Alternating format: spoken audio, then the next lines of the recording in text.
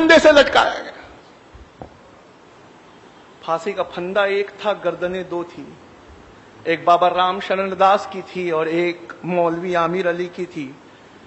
आज ये हिस्ट्री अगर आपको पढ़नी है तो अयोध्या में एक बहुत मशहूर जगह है जहां इमली का झाड़ वो आज भी मौजूद है, उसे कुबेर का टीला कहते हैं। आर्कियोलॉजिकल सर्वे ऑफ इंडिया ने उस कुबेर के टीले के पास इस हिस्ट्री को लिखकर एक बोर्ड में लटकाया हुआ है। हरियाणा में एक जगह है हांसी, वहां की हिस्ट्री है कि यहां पर दो दोस्त रहा करते थे। एक का नाम था हुकुमचंद जैन और एक का नाम मुनीर बेग था। इस हिस्ट्री में लिखा है कि हुकुमचंद जैन और मुनीर बेग दोनों ने इतना डटकर अंग्रेजों का मुकाबला किया, इतना लोहा लिया कि नाभा, कपूरथला, कश्मीर और पटौदी राजाओं की मदद से पकड़कर इन्हें अंग्रेजों को सौंपा गया। अंग्रेज चाहते थे हांसी की लोग हमेशा के लिए डर जाएं, उनकी हिम्मतें टूट जाएं, तो ऐसी अनोखी सजा आपको इतिहास के किताबों में कभी नहीं मिलेगी। हुकुमचंद जैन और मुनीर बेग को साथ लाया गया।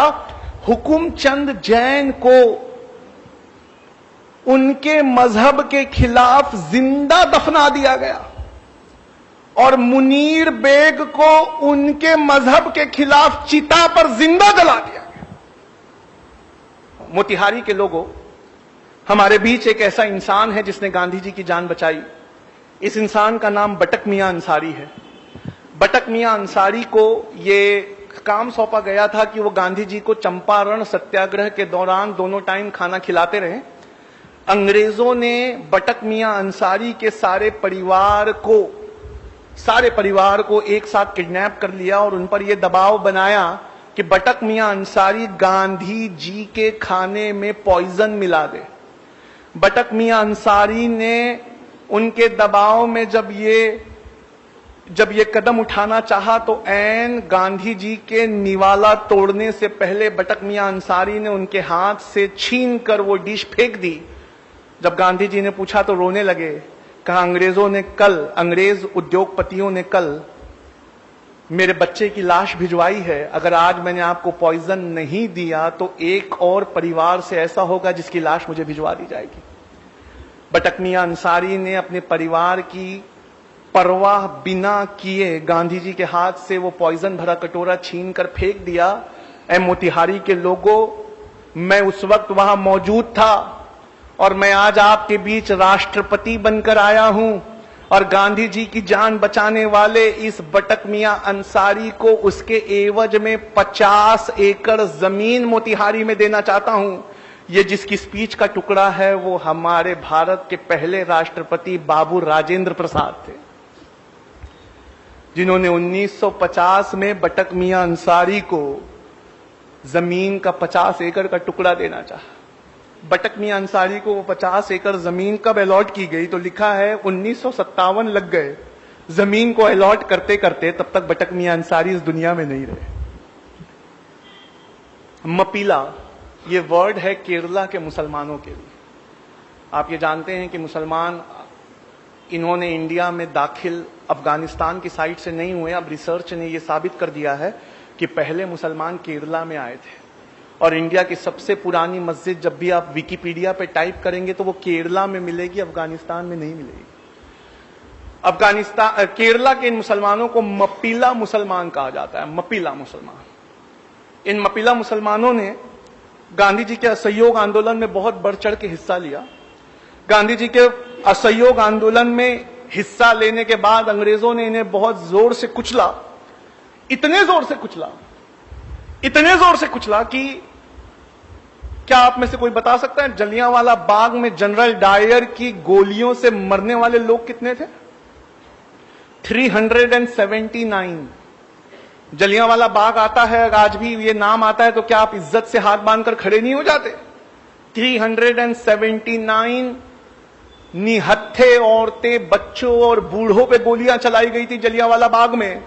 हम वो जब भी आता है हमारी आंखों में आंसू आ जाता है। आइए हिस्ट्री ले चलूं। लिखने वाले ऑथर ऐसे हैं जिनकी हिस्ट्री की किताबें कैम्ब्रिज और ऑक्सफोर्ड में पढ़ाई जाती हैं। नाम बिपिन चंद्रा है, चैप्टर है 17th चैप्टर, उसका नाम ही मपीला रेबेलियन है। मपीला रेबेलियन में लिखते हैं कि अंग्रेज मपीला मुसलमानों को गांधी जी का साथ देने के लिए 1921 में यह कीमत चुकानी पड़ी कि अंग्रेजों के रिकॉर्ड के मुताबिक 2337 मपीला मुसलमानों को फांसी दी गई। मैं इनके जो लीडर थे उनका नाम था हाजी कुन मोहम्मद, मैं उनसे मिल चुका हूं। उन्होंने बताया है कि गैर सरकारी रिकॉर्ड में 45,404 मपीला का नाम है। लोगों, इसमें एक जगह थी बेल्लारी ट्रेन ट्रेजेडी। इस बेल्लारी ट्रेन ट्रेजेडी में यह हुआ था कि 127 मुसलमानों को, क्रांतिकारी मुसलमानों को बिना खिड़की वाली एक वैगन में भरकर थिरूर से बेल्लारी भेजा जा रहा था। बिना खिड़की वाली इस वैगन, छोटी सी वैगन थी, उसमें 127 मुसलमान भरे हुए थे। बीच का एक स्टेशन कोयंबटूर पहुंचते पहुंचते 70 मुसलमानों ने दम तोड़ दिया और इनकी पोस्टमार्टम रिपोर्ट में लिखा है इनटॉलरेबल सफोकेशन, यानी असहनीय घुटन के वजह से ये मौत हुई। आखिरी इंसान जिसके बारे में मैं आज आपको बताना चाहूंगा वो अशफाकुल्ला खान थे। ये अशफाकुल्ला खान एक बेहतरीन क्रांतिकारी थे। काकोरी में चंद्रशेखर आजाद और राम प्रसाद बिस्मिल का साथ देने की वजह से पहले इन्हें अंडमान निकोबार के काले पानी की सजा हुई और बाद में वहीं सूली से लटका दिया गया।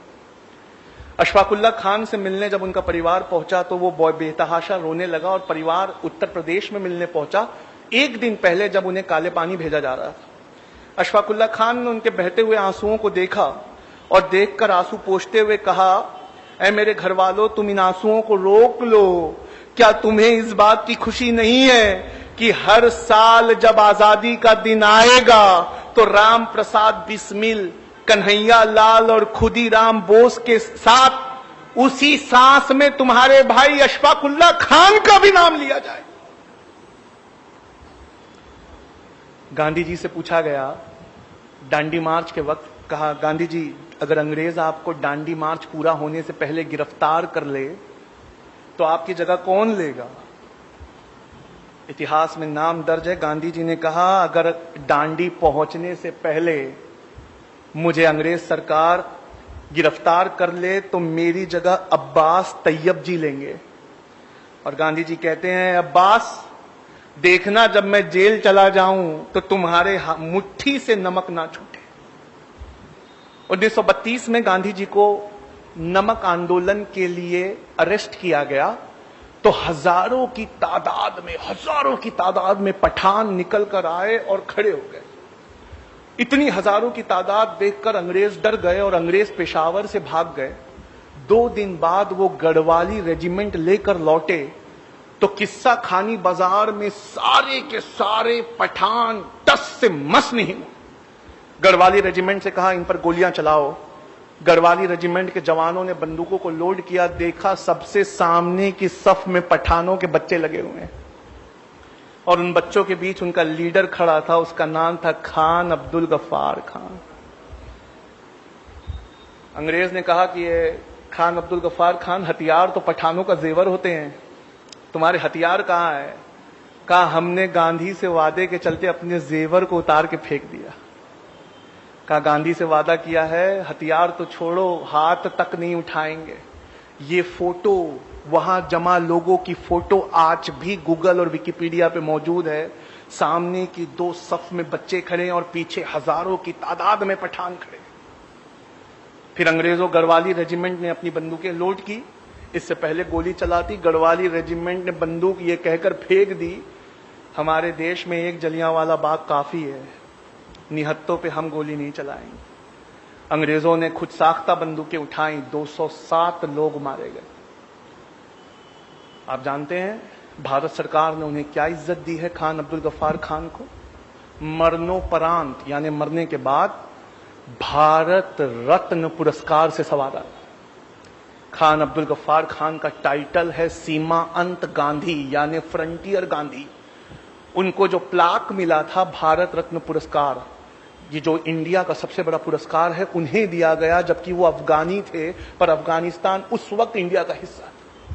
उस प्लाक में से मैं पढ़ता हूं, उस प्लाक पे भारत सरकार ने क्या लिखा है। उस प्लाक में ये लिखा हुआ है कि किस्सा ख्वानी बाजार के दिन अपनी बहादुरी, दिलेरी और गांधी जी से चलते वादे के मुताबिक हिंसा के विरोध में अपने हथियारों को फेंक देने की वजह से और 90 साल की अपनी जिंदगी में से 45 साल जेल में गुजारने की वजह से सीमांत गांधी खान अब्दुल गफ्फार खान को भारत सरकार भारत रत्न से नवाजी। डीएनए ये एक न्यूज़पेपर है जो मुंबई में निकलता है। इसके आफ्टरनून एडिशन को टाइप करिए, उस पर लिखिए मीर उस्मान अली डीएनए। गूगल पे टाइप करके जैसे ही आप एंटर करेंगे अखबार की ये पेपर कटिंग खुलेगी जिसमें लिखा है 1965 में पाकिस्तान से हो रही लड़ाई के वक्त इंडिया के पास पैसे की कमी पड़ गई थी, तो भारत के प्रधानमंत्री लाल बहादुर शास्त्री ने ये अपील करी थी और अपील कर कर ये कहा था कि ये लोगों आगे बढ़कर चंदा दो नेशनल डिफेंस फंड में। मीर उस्मान अली ये उस समय हैदराबाद के निजाम थे। उनसे जब लाल बहादुर शास्त्री की अपील को सुना तो उन्होंने फोन किया लाल बहादुर शास्त्री से, कहा sir I want to meet you, आप हमारे हैदराबाद में आइए। कहा देखते नहीं, वार चल रहा है। कहा सर उसी के जिम्मन में मिलना है, मेरे पास फोटो मौजूद है, आप असरा के व्हाट्सएप ग्रुप से जुड़िए, मैं आपको वो फोटो फॉरवर्ड करता हूं। लाल बहादुर शास्त्री हाथ मिलाते हुए मीर उस्मान अली से, क्या आप जानते हैं 1965 में पाकिस्तान के खिलाफ लड़ाई के लिए इंडिया के इतिहास का सबसे बड़ा चंदा दिया गया था। 2015 तक वो रिकॉर्ड टूटा नहीं है। इंडिया का सबसे बड़ा चंदा मीर उस्मान अली ने 5000 किलो सोना दिया था। 5 टन सोना लाल बहादुर शास्त्री के हवाई जहाज में बेगम पेठ एयरपोर्ट हैदराबाद में लादते हुए फोटो डीएनए अखबार ने छापी है। और इस रिपोर्ट को अप्रैल की 13 तारीख 2015 को द हिंदू नेशनल अखबार है, उसने फ्रंट पेज पर इस हेडिंग के साथ छापा है, close fist open handed Mir Osman Ali. 5 ton यानी 5000 किलो सोना, ये वो चंदा है जिस चंदे को आज तक किसी ने क्रॉस नहीं किया। ये इस देश की हिफाजत के लिए दिया है। लोगों पढ़ लो, अगर नहीं पढ़ोगे तो कभी नहीं जान पाओगे कि जय हिंद ये नारा लिखने वाला आंध्र प्रदेश के एक मुसलमान थे, उनका नाम मोइनुद्दीन हसन हक था। लोगों पढ़ लो, नहीं पढ़ोगे तो कभी नहीं समझ पाओगे कि जिस प्लेन क्रैश में नेताजी सुभाष चंद्र बोस मारे गए उनके साथ मरने वाले कर्नल हबीबुर रहमान थे। लोगों पढ़ लो, अगर नहीं पढ़ोगे तो कभी नहीं जान पाओगे कि तुम्हारे बुजुर्गों ने क्या क्या इतिहास में लुटाया है। किसी और की कोई गलती नहीं है, उल्टा मुसलमान कौम को हिंदू कौम का कर्जदार होना चाहिए कि हमारी हिस्ट्री को उन्होंने किताबों में बचा कर रखा। हमने अपनी हिस्ट्री के लिए कुछ नहीं किया। वक्त काफी हो चुका है, मैं इस बात को अपनी यहीं खत्म करता हूं और प्रोग्राम के बाद मैं घर नहीं जाने वाला, मैं यहीं बैठा हूं। आप आके मुझसे ये सबूत देख सकते हैं। वमा अलैना इल्लल बलाग। बहुत शुक्रिया।